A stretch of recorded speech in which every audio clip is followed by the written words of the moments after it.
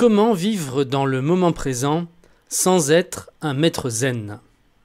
Cela fait maintenant quelques années que nous entendons parler du moment présent.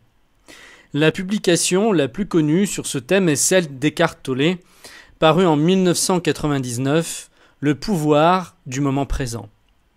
C'est à partir de cette année-là que des dizaines de livres de développement personnel ont été publiés dans des sujets très divers, dont certains se sont même vendus par millions. Ce qui fut le cas pour le pouvoir du moment présent.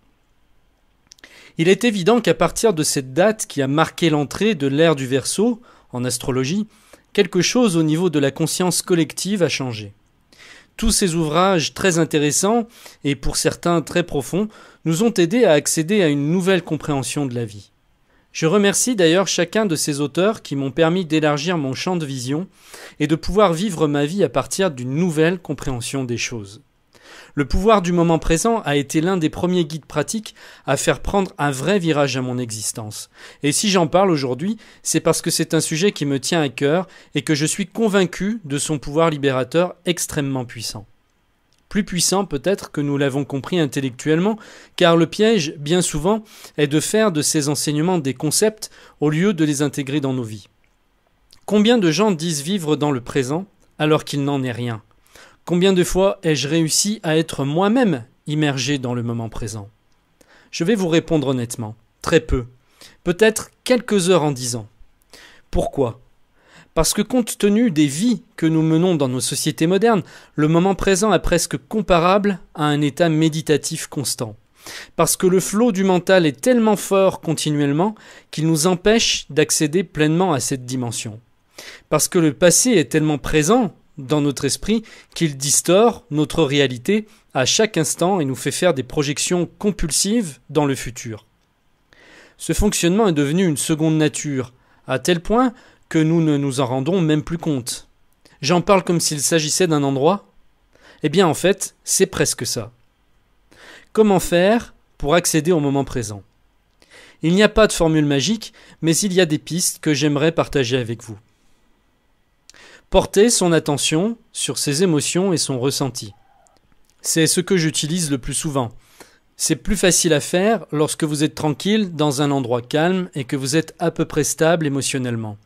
Regardez comment vous vous sentez en cet instant précis. Ressentez seulement les choses. Ne les pensez pas. Ressentez-les. Il n'est pas forcément utile de fermer les yeux, simplement laissez vos sens vagabonder et concentrez-vous sur ce qu'ils vous transmettent. Si c'est silencieux, voyez ce que ce silence évoque. Que ressentez-vous à l'intérieur de ce silence? S'il y a des bruits, laissez-les vous traverser sans les nommer ou sans les juger. Si vous sentez des odeurs, qu'ont-elles comme effet sur votre état d'être? Au bout de quelques minutes, vous devriez vous sentir dégagé de vos pensées, comme si celles-ci n'avaient plus vraiment d'importance. Si au début de l'exercice, vous étiez agité, perturbé, contrarié, ou que vous vous trouviez dans un lieu tumultueux, l'exercice sera plus difficile, mais pas impossible cependant. Parfois, il se peut que certaines émotions refassent surface. Des images du passé peuvent ressurgir ainsi que des impressions. Cela fait partie du processus. Le tout est de les laisser être et de ne pas les juger. S'adonner à une activité qui vous plaît ou qui vous passionne. J'ai remarqué que lorsque j'étais complètement pris dans une activité qui me plaisait, les pensées parasites et la sensation de lourdeur qu'elles engendraient s'en allaient. Cela peut être n'importe quoi, pourvu que cela vous captive, comme l'écriture, le bricolage, un sport, etc. Tout ce qui a trait à la conception et à la création. Passer une journée à peindre un tableau, par exemple, requiert beaucoup de concentration et permet de s'extirper presque complètement du mental. Si vous avez fait une expérience similaire, vous avez dû remarquer que vous vous sentiez extrêmement bien et léger ensuite. En fait, ce n'est pas l'activité en elle-même qui est la cause de cet état, c'est le fait même d'être resté dans une présence vigilante. Prendre conscience que le temps n'existe pas. Vous dites que le temps n'existe pas. Comment est-ce possible? Pourtant je nais, je grandis, je vieillis et je meurs. Hier, tous les êtres auxquels je tenais étaient avec moi. Aujourd'hui, beaucoup ne sont déjà plus là. Hier, c'était hier. Et aujourd'hui, c'est aujourd'hui. Donc le temps existe bel et bien. Sortir de l'illusion du temps n'est pas une mince affaire. Je n'entrerai pas dans ce débat car trop complexe pour nos cerveaux conditionnés. Mais je soupçonne fortement notre perception de nous tromper lourdement sur la question du temps et je suis certain que la science, un jour ou l'autre, nous présentera le temps d'une toute autre manière. Même si sans doute ce n'est pas pour tout de suite. Ce que nous ne pouvons par contre pas contredire, c'est que nous sommes toujours et tout le temps dans le présent. Ce que vous le ressentez maintenant. Ce que vous le faites maintenant.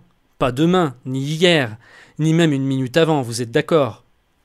Visualisez maintenant dans votre esprit la Terre en train de tourner. Voyez-la magnifique, comme si vous la regardiez depuis un vaisseau ou un satellite. Puis, imaginez l'activité des 7 milliards d'individus qui peuplent notre planète en cet instant. Ressentez l'immense énergie qui anime ces gens en ce même instant. Tous les gens que vous connaissez de près ou de loin, que font-ils là, maintenant? Car tout est en train d'être créé en cet instant, depuis toujours et à jamais. Cela vous permettra de prendre du recul et de sentir l'énergie universelle qui nous unit tous dans ce seul moment présent, un peu comme si celle-ci était auparavant éparpillée et qu'elle reformait un seul et même corps, ici et maintenant. Si vous arrivez à vous concentrer suffisamment longtemps, votre perception se mettra à changer, parfois jusqu'à un point qu'il est difficile d'exprimer. Entraînez-vous à le faire, peu importe l'endroit où vous êtes. Mais s'il y a une personne qui vous expliquera mieux que moi et mieux que quiconque comment accéder à les dimensions du présent, c'est Eckhart Tolle, dont je ne peux que vous recommander le livre « Le pouvoir du moment présent », qui est à lire, à relire et surtout à expérimenter sans réserve.